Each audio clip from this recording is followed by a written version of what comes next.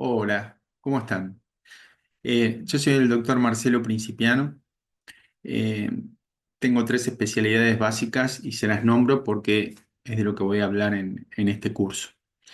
Primero, soy médico anestesiólogo y tengo experiencia en sedación consciente e inconsciente, por supuesto, anestesia general y sí, pero no es algo que nos compete en este curso. Eh, pero no con óxido nitroso, ¿sí? Sino con otras medicación que medicaciones en realidad, porque uso más de una, lo vamos a tratar un poco más adelante. Lo que sí, si bien es un curso teórico, eh, tengo unas 10.000 anestesias hechas con óxido nitroso como coayudante, nunca con óxido nitroso solo. Y tengo unos ejemplos que les van a servir para no olvidarse qué pacientes elegir y qué pacientes no elegir para este camino que estamos iniciando con el óxido nitroso en odontología. Especialista en dolor, de ahí que tengo el manejo del cannabis, porque es un excelente coayudante para el dolor y tiene dos usos en odontología que están dando muy bien los pacientes. Y por último, soy médico legista.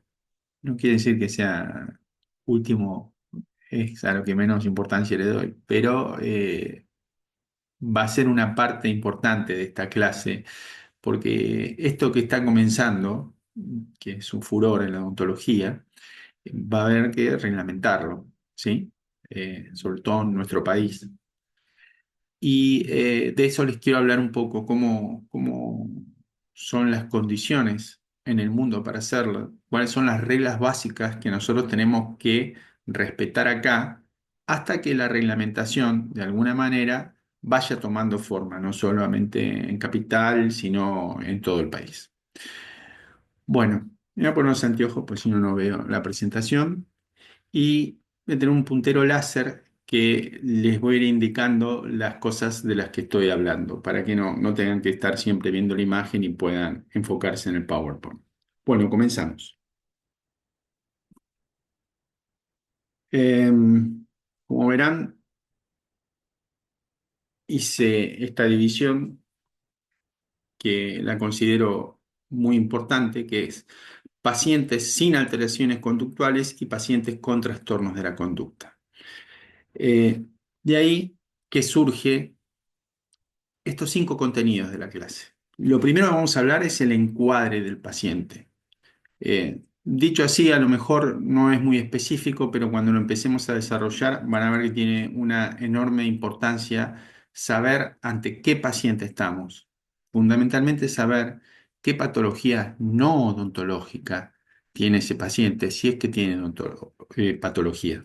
¿No? Puede ser una neurosis común, una odontofobia, una aprensión al odontólogo, y esos son pacientes que no tienen trastornos conductuales, son los pacientes que mejor van a andar con la ansiólisis que pretendemos lograr con el óxido nitroso, que en realidad en el mundo se está logrando, nosotros la tenemos que imponer acá.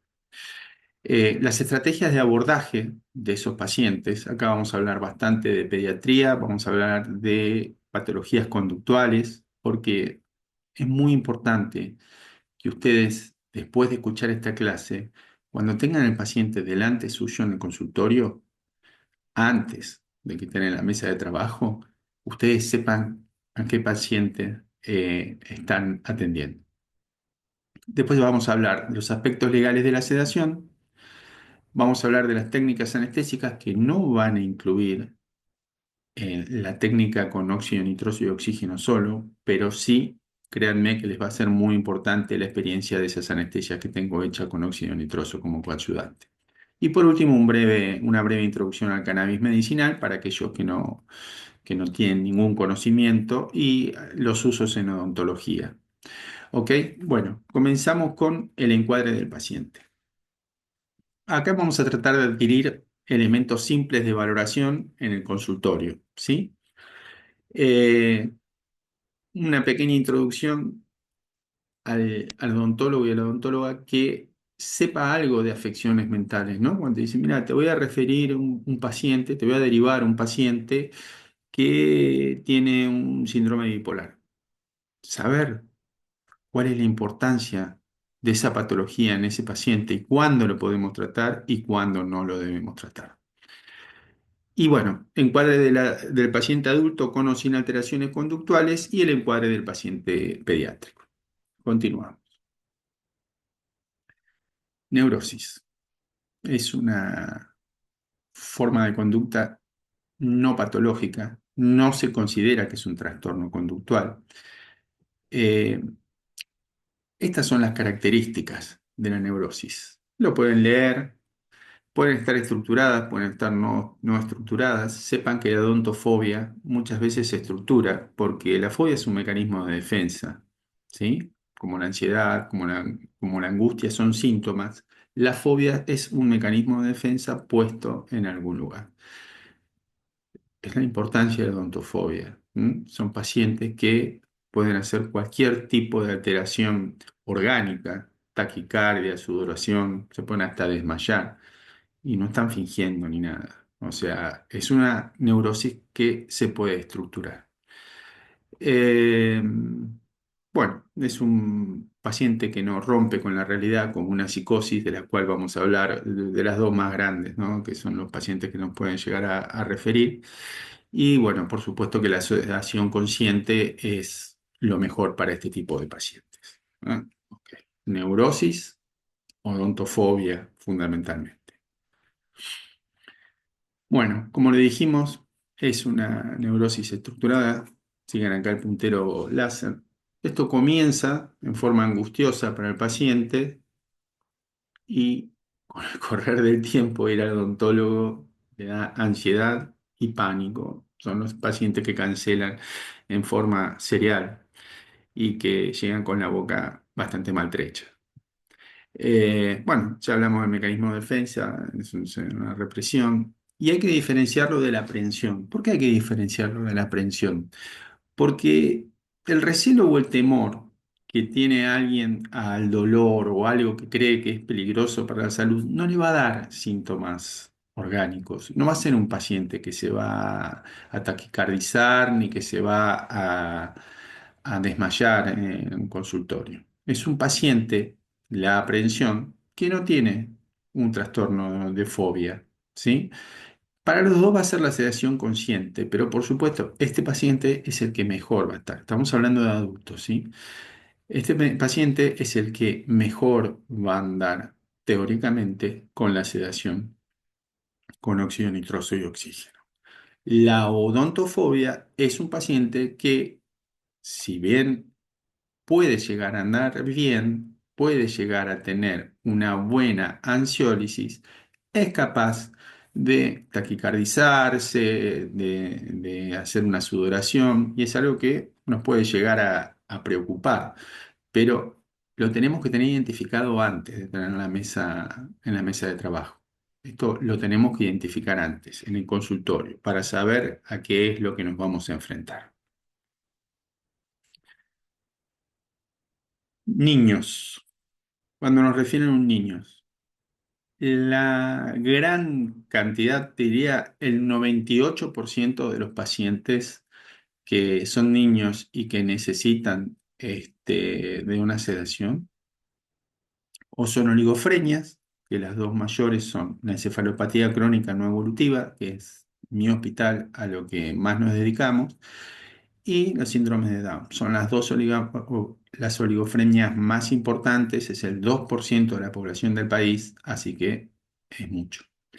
Y bueno, y después, por supuesto, el trastorno del espectro autista es el segundo niño que más vamos a ver en los consultorios. Voy a volver a psicopatología, pero de esto les quería hablar. Esta foto representa lo que es el mundo de un niño con un trastorno del espectro autista. Esa burbuja es una burbuja que su psiquis tomó como protección y que nosotros no debemos romperla. Nosotros debemos lograr que el niño salga de esa burbuja hacia nosotros, porque cuando nosotros nos metemos dentro de su burbuja, que es su protección, se siente agredido y todo es mucho más difícil. Esto van a tener muchos pacientes, ¿sí? Trastorno del espectro autista, muchísimo. Eh, esos son eh, las dos patologías más importantes que ustedes tienen que detectar cuando tengan un paciente enfrente de ustedes. Niño con TEA y las oligofrenia. Eh, Paso a los adultos. Muy cortito lo que les explico de los adultos, pero sí quiero que sepan mínimamente estas dos cosas. Eh, los pacientes adultos que nos pueden llegar a derivar fundamentalmente tienen dos tipos de patología. Una es la esquizofrenia y la otra es el síndrome bipolar. ¿No? Agarra un teléfono, un colega, mira, sé que vos estás haciendo sedación, te voy a derivar un paciente o una paciente que tiene un síndrome bipolar.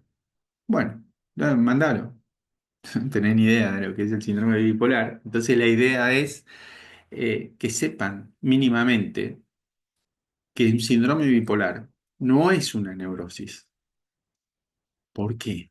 Porque no esquizan la realidad, por eso se llama esquizofrenia. No rompen con la realidad los pacientes de la neurosis. Estos pacientes sí. Y por supuesto que nosotros no podemos sedar a alguien que en ese momento no tiene conciencia de la realidad, porque puede pasar cualquier cosa, a nosotros, a ellos, puede pasar cualquier cosa. Entonces, mínimamente quiero que sepan la diferencia, porque el que te lo manda a lo mejor tampoco tiene idea.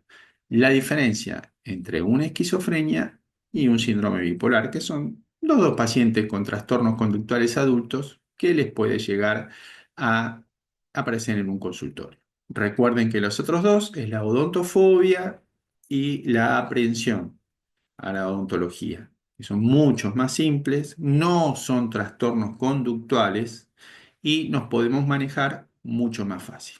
Estos pacientes requieren de saber dos cosas. Primero, detectarlos. Es muy fácil. La oligofrenia, no, la esquizofrenia comienza en gente joven. Es el clásico adolescente que todavía va a la secundaria y que comenzó con estos problemas.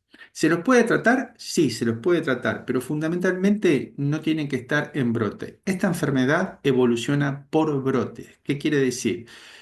Que la persona que llega con esquizofrenia está totalmente enajenada de la realidad y desde ya que no la podemos tocar. Puede llegar a tener alguna urgencia odontológica, yo les aconsejo hacerlo con anestesia general o no anestesiarlo, si viene con un acompañante o algo, pero son pacientes que rompieron con la realidad. Esta enfermedad, y acá se los pongo con el puntero láser, evoluciona por brotes. El paciente está brotado, es imposible no reconocerlo, no tiene idea de la realidad, sabe que le duele la boca, le duele un diente, bueno, si no está brotado, se lo puede tratar. Si está brotado, no lo toquen, por lo menos no con sedación. Si es una urgencia, traten de manejarlo sin ningún tipo de anestesia y con acompañamiento. El síndrome bipolar. Muchas veces hablamos de una neurosis bipolar y está mal utilizado el término. El síndrome bipolar realmente es lo que antes se llamaba psicosis maníaco-depresiva. Ahora, como el término psicosis deja mucho fuera para encuadrar, lo llamamos síndrome bipolar. Esta enfermedad, a diferencia de la esquizofrenia, evoluciona por fases. Entonces el paciente a lo mejor tiene 2 o 3 años en fase de lucidez y se lo pueden tratar perfectamente con sedación consciente. Incluso cuando está en la fase maníaca, que es la fase expresiva, también se puede tratar con sedación consciente. Donde no se debe hacer es cuando está en la fase depresiva, ¿sí? Recuerda, el intervalo lúcido evoluciona por fase, puede durar de 2 o 3 años y hoy como hay tanto tratamiento en salud mental, Cuando está en una fase sindrómica, ya viene medicado, o sea que le dura muy poco, dura 2 o 3 meses esa fase. Pero este es un paciente mucho más fácil de tratar que el paciente con esquizofrenia con brote. Bueno, todo esto es el encuadre de los pacientes. Le doy mucha importancia porque quiero que ustedes en el consultorio sepan con qué paciente están tratando, con qué tipo de paciente y qué eventualidades les puede llegar a pasar si van a hacer una sedación. Ustedes o se los va a hacer un colega o van a llamar a una anestesióloga o un anestesiólogo para hacerlo. Entonces, en niños son dos: trastorno del espectro autista y la oligofrenia, el EGNE y el síndrome de Down. Hablo del 98% de lo que les va a pasar.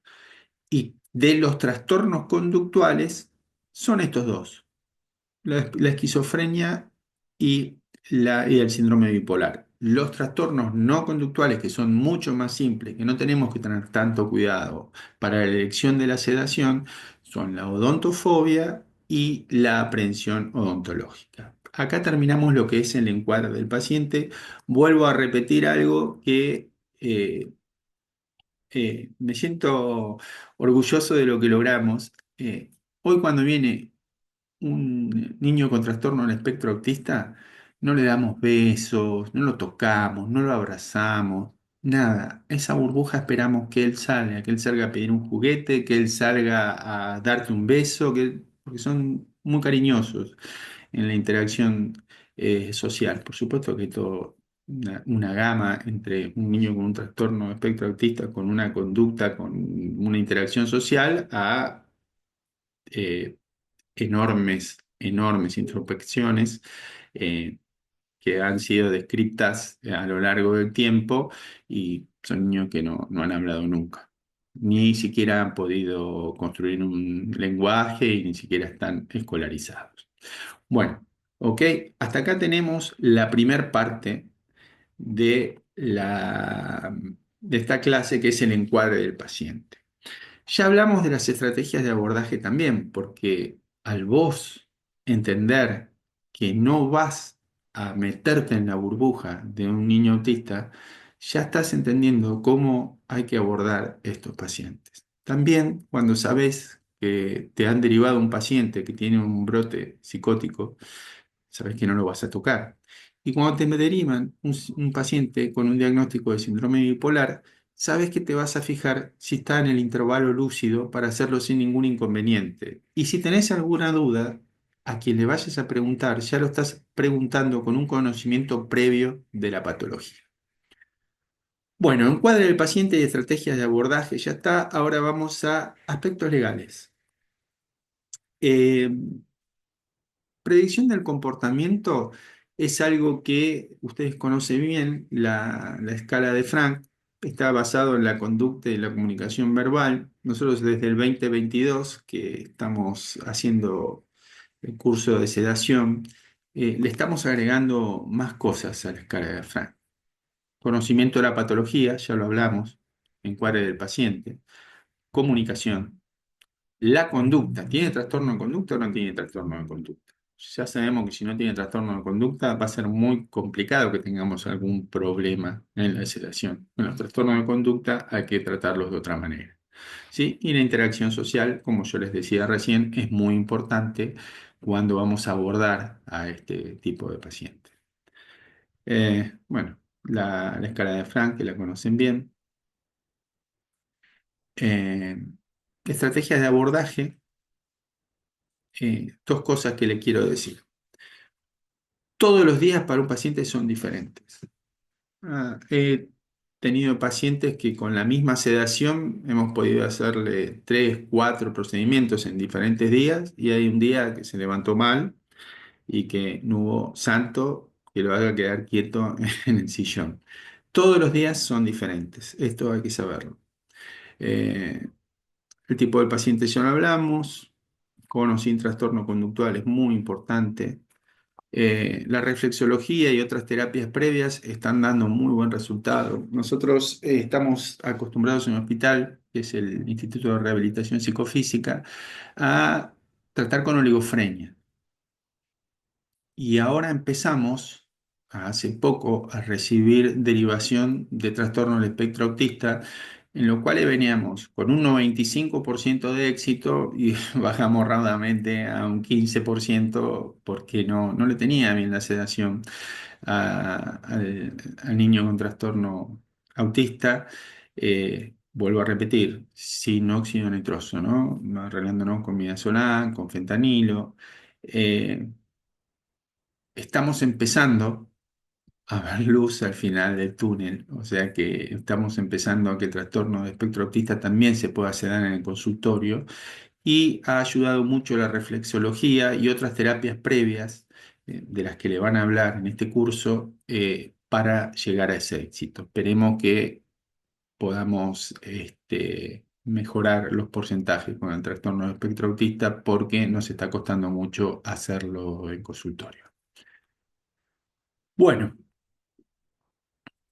Aspectos legales. Es un poco aburrido, pero es muy importante. Es muy importante.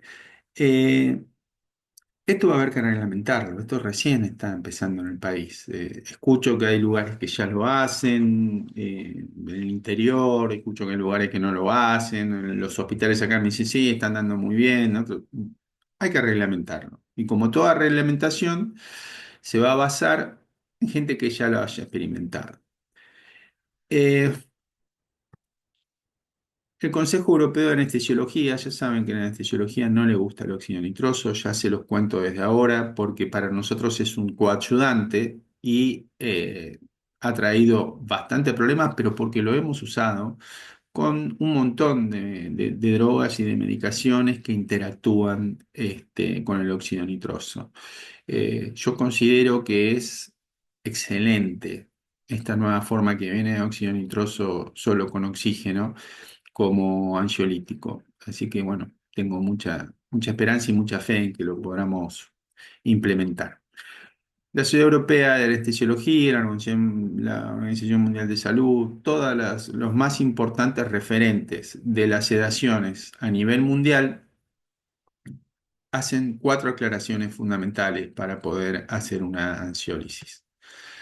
Eh, la primera regla, esta es inexcusable, hoy para la reglamentación de nuestro país, hoy les estoy hablando. Reconocer la necesidad de disponer de personal exclusivamente dedicado a la administración, monitorización y vigilancia del paciente, es decir, con la sedación como tarea única durante el procedimiento.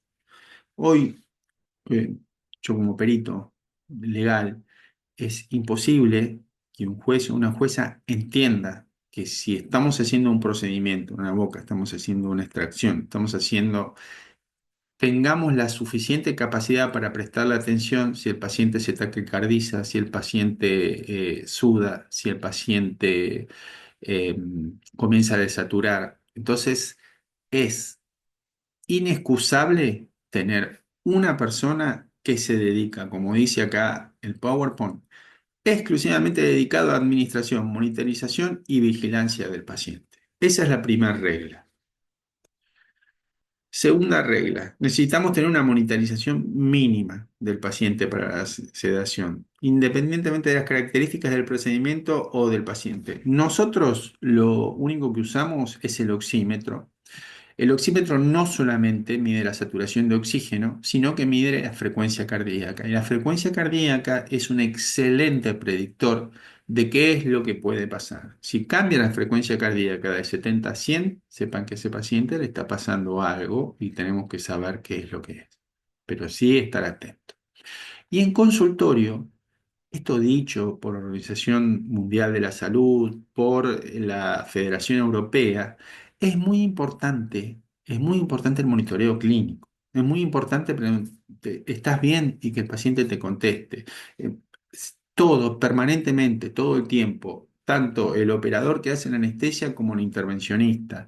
El momento que deja de contestar el paciente es una alarma, porque de la sedación consciente se puede pasar a la sedación profunda rápidamente, ¿sí? Entonces, la monitorización con los aparatos, perfecto. La monitorización clínica no puede faltar nunca, no puede faltar nunca. Lo más importante para ustedes es que el paciente esté sedado, esté tranquilo y les conteste. Esa es la forma de no tener problemas con esto. Esta es la segunda regla.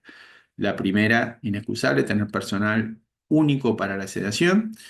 El otro es el intervencionista. La segunda, la monitorización con monitorización clínica relevante.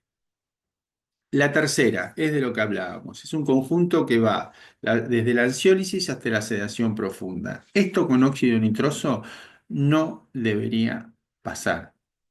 No lo he visto, no tengo la experiencia en odontología para decirlo, pero sí tengo la experiencia con otras técnicas de sedación, sobre todo con midazolam y fentanilo, que puede pasar de un estado al otro inadvertidamente. Si nosotros se nos duerme el paciente y nosotros no le estamos preguntando, eso va a pasar inadvertido. Ay, qué bien que se está portando este paciente, todo, y a lo mejor está desaturando o está preparando un cuadro complejo. Entonces, esta es la tercera regla. Y la última regla es reconocer que quien suministra la sedación tenga el conocimiento y las habilidades para manejar emergencias o efectos adversos que pueden derivarse de la administración de fármacos sedantes. Esto es terrorífico para la odontología, porque se dedican a la boca, a los dientes, no se dedican a estar intubando y todo. Entonces, esta es una de las cosas de las que hay que reglamentar, que hoy parece que tiene una importancia fundamental y que muchos lugares en el mundo están haciendo sedación con óxido nitroso y vos le preguntás si sabe intubar, si sabe manejar una emergencia y no lo sabe. Es que no se debe llegar a esa emergencia. Un paciente se puede complicar hasta en un consultorio haciendo un interrogatorio, se puede desmayar, le puede dar un infarto caminando por la calle y le puede dar un infarto en tu consultorio. De eso no vas a ser responsable. Esta cuarta regla es la que yo creo que hay que reglamentarla, porque si no, ningún odontólogo hay que hacer un curso de intubación, tenés que ser emergentólogo, anestesiólogo o terapista para poder hacer una anestesia. No, bueno, estamos hablando de un curso para hacer anestesia ansiolítica con óxido nitroso y oxígeno. No estamos hablando de que tenés que ser una persona brillante para la emergentología y tener una experiencia, tenés que tener 200 intubaciones. No. Esta cuarta regla es una regla que en algún momento se va a tener que reglamentar. Hoy no la tenemos reglamentada. Por eso, el encuadre del paciente y elegir los momentos para el paciente es muy importante porque esta cuarta regla es difícil de cumplir para la gran mayoría de los odontólogos, no, no me refiero a todos. Bueno, para finalizar la parte legal, esto sí es muy importante, el consentimiento informado. Hoy ninguna pericia, ningún problema comienza sin que se presente el consentimiento informado al paciente. Y se debe exigir un consentimiento específico, sigo con el puntero, para la sedación. No alcanza con el intervencionismo solo. Tienen que estar firmados que están de acuerdo que van a recibir una sedación. ¿Sí? Está dentro de la ley de derechos del paciente. La omisión genera responsabilidad. Cuando hablo de responsabilidad, sepan que el Observatorio de Salud de la UBA le da la misma responsabilidad a la profesión odontológica que a la médica, ¿no? O sea, estamos observados bajo las mismas reglas de responsabilidad, ¿ok? Todo lo que sea praxis médica, praxis odontológica, eh, es la misma regla para todos, es la misma ley. Todo profesional que interviene en la actividad asistencial está obligado no solo a la correcta prestación de su técnica, sino al cumplimiento de los deberes de información y de documentación clínica, y al respecto de las decisiones adoptadas libre y voluntariamente por el paciente. Esto es muy importante. Paciente que haga todas las preguntas que necesite hacer, ¿sí? pero cuando firme el consentimiento, que deje expresado que la adopción libre y voluntaria del tratamiento de la sedación por el paciente y que agotó todas las preguntas. Gente, esto es muy importante. Vamos a tener 100 pacientes que no hay ningún inconveniente. Si tienen uno, esto lo van a tener que necesitar. Bueno, vamos a hablar de técnicas de sedación en las cuales le cuento. No voy a incluir al óxido nitroso por no tener la experiencia, pero sí les voy a contar anécdotas de mi experiencia con óxido nitroso, no como ansiólise, sino como anestesia general, y que les va a ayudar mucho. Les va a ayudar mucho porque no se las van a olvidar. Bueno, eh, obviamente hay cuatro formas de generar una sedación en un paciente. La primera, la más simple y la que nos seríamos muy felices si todos los pacientes con quitar la ansiedad nada más se portarían bien, se quedarían quietos y pudiéramos trabajar bien. La sedación consciente, cada uno es un grado de profundidad más. La sedación inconsciente, que es a la que no queremos llegar en un consultorio, y la anestesia general, que por supuesto se hace en un quirófano. Que ya saben qué paciente están enfrentando y qué paciente van a hacer en el consultorio y qué paciente van a llevar a anestesia general. Si yo les pregunto hoy, un esquizofrénico en brote, ¿qué le harían? Nada. Si no le podemos solucionar el problema sin anestesia, y además alguien que nos acompañe porque está brotado ese paciente, pero tiene una urgencia ontológica, anestesia general, si no se puede hacer otra cosa. ¿Ok? Esta es la idea. Bueno, este es un cuadro de despierto hacia la profundidad de la anestesia. Les voy a hablar de una droga que yo utilizo mucho, que se llama el midazolam. El midazolam tiene muchísimas ventajas.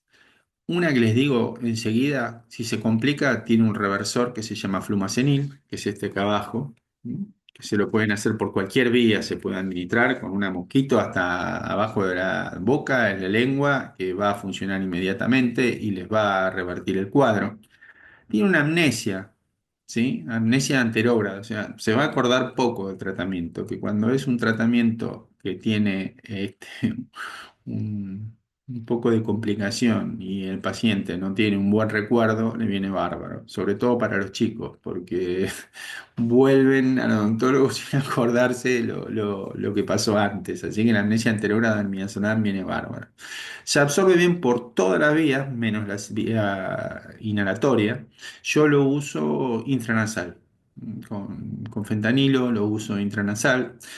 Y, por supuesto, es muy económico. Acá pueden leer cómo vienen las ampollas y es muy seguro a dosis ansiolíticas. Escúchenme, dosis ansiolítica y seguridad.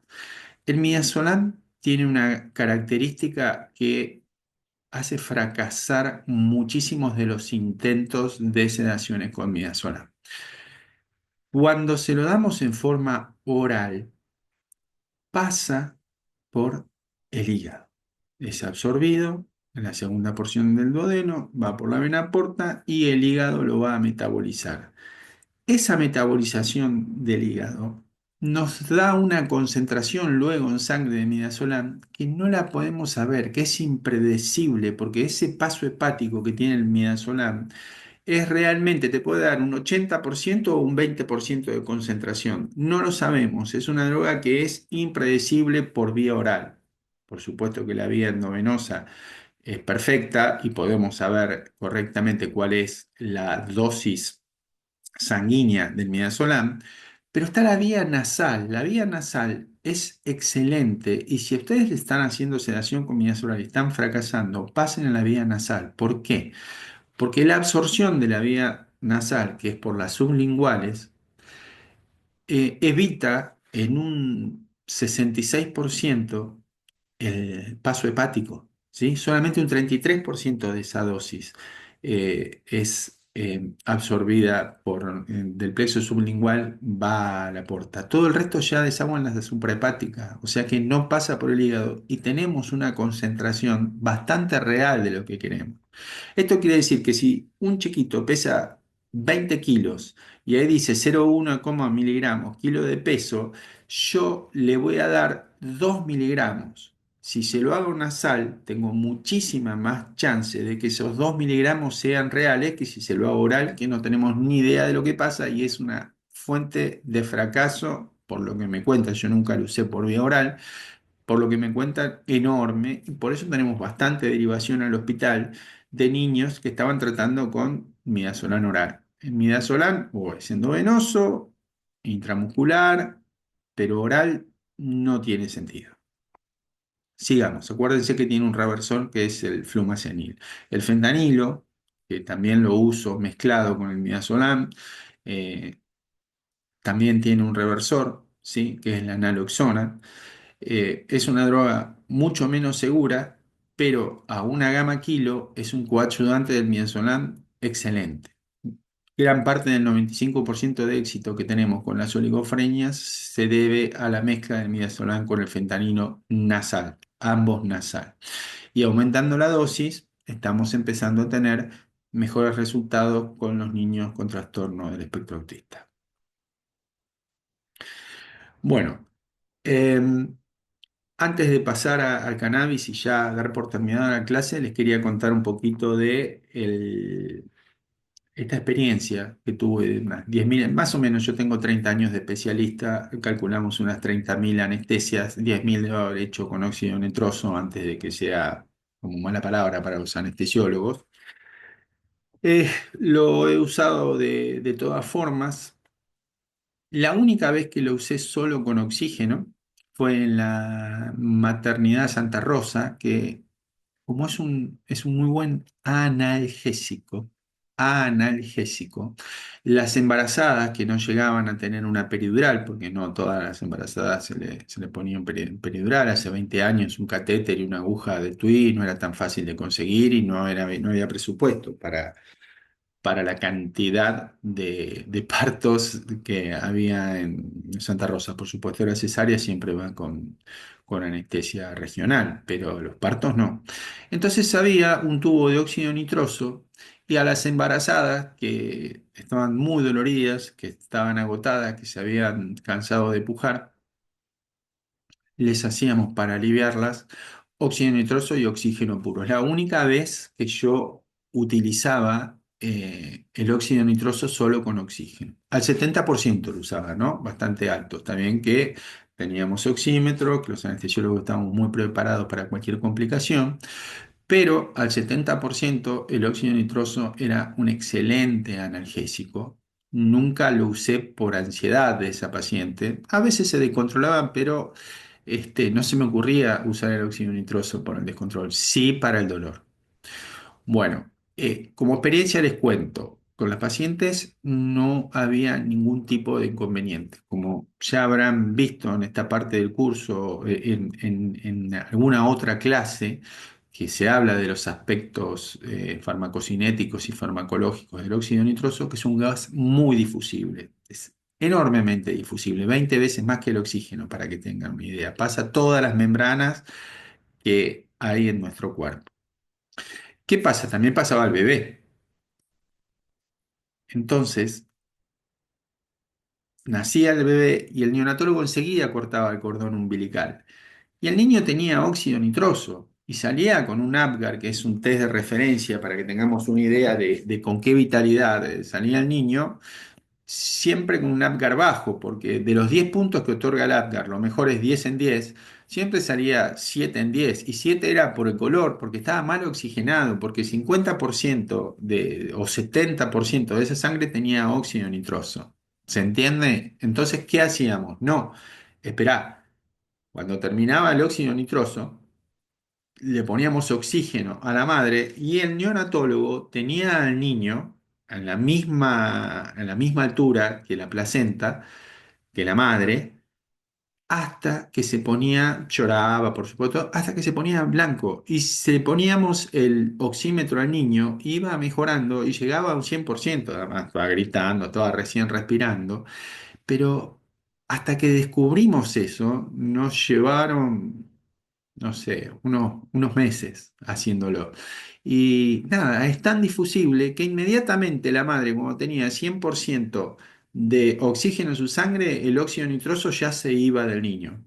Se iba del niño para la madre. Esperando 2 o 3 minutos nada más, ampliaban el cordón y teníamos Apgar de 9 a 10. Muy importante, recuerden, es muy difusible. Entonces, espero que nunca se olviden que después de que el paciente termina su sedación y ustedes terminan de hacer su trabajo, tiene que estar respirando oxígeno puro durante al menos 3 a 5 minutos. Esa es mi experiencia, ¿ok? Ustedes van a hacer la suya. Sé que hay muchas sedaciones en este momento, pero eso no va a cambiar. Ustedes no se pueden olvidar, acuérdense de los niños de la Santa Rosa, no se pueden olvidar de que termina el uso del óxido nitroso y tienen que quedarse respirando oxígeno para eliminarlo. Lo van a eliminar enseguida, por lo que les cuento la difusibilidad, pero no pueden cortarlo y que el paciente con una atmósfera de 21 de oxígeno esté respirando óxido nitroso porque le va a tardar bastante en expulsarlo del cuerpo. Segundo ejemplo que tengo, que también los va a recordar, al ser tan difusible y pasa por todas las membranas y cavidades, me ha pasado que se han levantado niños con dolor de cabeza. ¿Por qué digo justo niños? Porque son los que tienen adenoides o amígdalas, otitis a repetición y que no han sido operados, sobre todo la población hospitalaria. Yo he trabajado en el Hospital Garrahan y esto me pasó en Agarraham. Un niño se despertó, era una apostoplastia por una fimosis, y tremendo dolor de cabeza, y gritaba, gritaba, los padres empezaron a desesperar, todo, y un jefe de anestesia me dice, Principiano, ¿usaste óxido nitroso? Sí. Vos sabés que este chico me parece que no está operado de adenoides. A ver, fijémonos, ¿tenía voz gangosa cuando...? Sí, sí, tenía la voz bien, bien nasal del paciente que estaba con sus adenoides. Esto es por óxido nitroso. Llamó al otorrino, lo dormimos nuevamente con Seborane solamente, le puso 2 tubos de ventilación, ¿sí? Se llaman habitualmente, se usan mucho para las otitis crónica, ustedes los conocerán como diablo, le ponen diablo. Le puso 2 tubos de ventilación.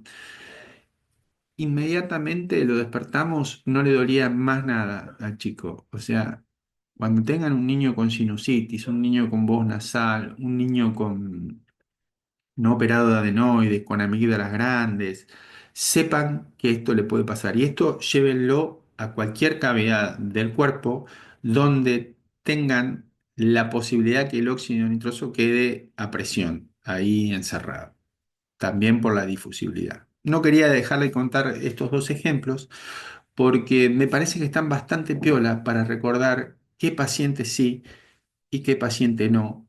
Nunca olvidarse de dejarle el oxígeno puesto hasta la total recuperación. Y no va a ser por la saturación no se va a modificar con 50% de oxígeno. Piensen que nosotros estamos respirando ahora al 21% y seguramente tenemos 98 si no tenemos ninguna enfermedad pulmonar. Entonces, en el oxímetro no va a saltar si tiene más o menos óxido nitroso para la recuperación. Solamente lo que nos va a dar la seguridad es que por 3 o 5 minutos esté respirando oxígeno puro. ¿Ok? Otros pacientes con los que hay que tener cuidado son los pacientes que tienen enfermedades pulmonares, los tabaquistas, los EPOC. Esos pacientes van a tardar más. No quiere decir que no lo van a hacer la ansiólisis si realmente la necesita, si es un odontofóbico o si es un aprensivo. Quiere decir que a lo mejor entre esos 5 minutos, 3 o 5, van a necesitar 10 minutos. Y en vez de usarlo al 50%, quizás yo lo usaría al 40% en pacientes que tienen a pacientes que han sido operados de cáncer pulmonar, y si se le ha hecho lobectomía, le queda una espirometría residual bastante patológica y les va a costar exhalar el aire. Bueno, todos esos pacientes, yo lo que les cuento es que hay que tener un poco más de cuidado al hacerlo. Esa es mi experiencia con óxido nitroso. Bueno, y vamos a la última parte de la clase. Son aspectos generales del cannabis. El cannabis, a ver, para limpiar un poco todo de todo lo que se habla sin saber sobre cannabis. En cannabis hay tres especies. Eh, Sativa es una especie bastante conocida. Rudelaris es otra especie e Indica, la tercera. Prácticamente no existen puras en la naturaleza. Están tan combinadas que hay 70% de sativa en una misma planta, con 30 de índica. Rudelaris es la que mejor soporta el frío. Entonces uno podría pensar, bueno, en el Caribe hay sativa y acá en la Patagonia hay Rudelaris. Están todas mezcladas, gente. Ya prácticamente no existe en ningún lugar del mundo sativa pura, índica pura o Rudelaris pura. Tampoco hay mucho inconveniente porque las tres tienen una cantidad de fitocannabinoides similar. Es como que quedó algo presupuesto de que la sativa tiene más THC. No, no. Cuando ahora que se están haciendo los screening y los laboratorios cada vez generan una información más específica, no, no, no, no hay un aumento importante del tetrahidrocannabidiol en una sativa que en una índica, por ejemplo, ¿no? Es un mito para derribar. Bueno, para que sepan, es un excelente antiinflamatorio, pero de citoquinas, no de prostaglandinas, ¿sí? Acá lo pueden leer, pueden googlear de esto, yo les voy a contar más la experiencia, pero bueno, acá está la parte médica. Son excelentes antiinflamatorios de las citoquinas, interleuquinas, bueno. Em, Los fitocannabinoides que se van descubriendo son estos cinco. Por supuesto que se habla que hay más de 500. Estos cinco son del 2022, ahora debe haber 15 que ya se han podido documentar y se ven que el screening es bastante diferente cuando investigan la planta, pero siempre nos manejamos con el THC, que es el tetrahidrocannabidiol, y el CBD, que es el cannabidiol. Hay 20.000 regulaciones. El tetrahidrocannabidiol, como es psicotrópico, cuando se fuman un porro, eh, no sé qué sensaciones le puede llegar a dar, pero relajación, cualquier efecto psicotrópico que tenga, el cannabidiol, como ocupa el mismo receptor, no permite que el tetrahidrocannabidiol dé ejemplos psicotrópicos. Así que es imposible que con el cannabis medicinal, y esto escucho pavadas todo el tiempo, tengan algún tipo de efecto psicotrópico. Además, cuando te dicen el efecto psicotrópico, te dicen, no, alucinaciones, visiones. Preguntás a alguien que fuma marihuana, en su vida vio una alucinación ni nada. Este, puede ser un efecto más sensorial, como que aumenta los sentidos o sí de relajación, pero el cannabis medicinal no tiene efecto psicotrópico porque el CBD, que por lo menos la mitad del cannabis que damos tiene CBD, le impide actuar al tetrahidrocannabidiol. El tetrahidrocannabidiol es muy bueno. Yo hago dolor, manejo bastante con bloqueos lumbares, y cuando hay un componente de que el dolor es producido por una contractura muscular, los cannabis que yo uso como coayudantes ricos en tetrahidrocannabidiol andan muy bien. Mientras el bloqueo, el corticoide les está funcionando, el cannabis hace un excelente trabajo como coayudante.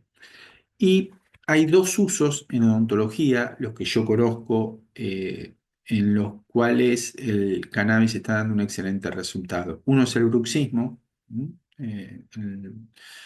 El bruxismo severo que lleva, bueno, ustedes saben mejor que yo, pero con cannabis se ha visto que ha disminuido de una forma impresionante.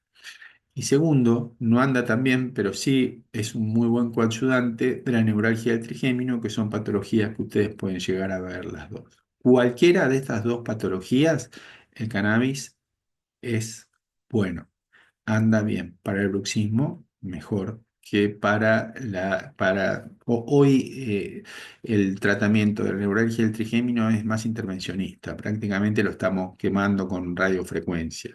Pero hay neuralgia del trigémino que son leves, que con medicación y con un coayudante de cannabis están dando muy bien. Bueno, hasta acá llegó. Es mucha información, la pueden escuchar en partes y bueno, espero que les sea útil y que recuerden siempre que lo más importante de estas clases es que se lleven cuáles son los aspectos que nos tenemos que cuidar legales y que siempre tenemos que saber qué paciente estamos enfrentando, con qué paciente nos encontramos en el consultorio y cuál vamos a llevar a hacer intervencionismo. Ya tenemos que tener la batalla ganada desde antes, ya tenemos que saber todo lo que puede pasar desde antes. Eso es lo más importante. Bueno, les dejo un saludo y bueno, espero que el curso llene todas sus expectativas. Chau, chau.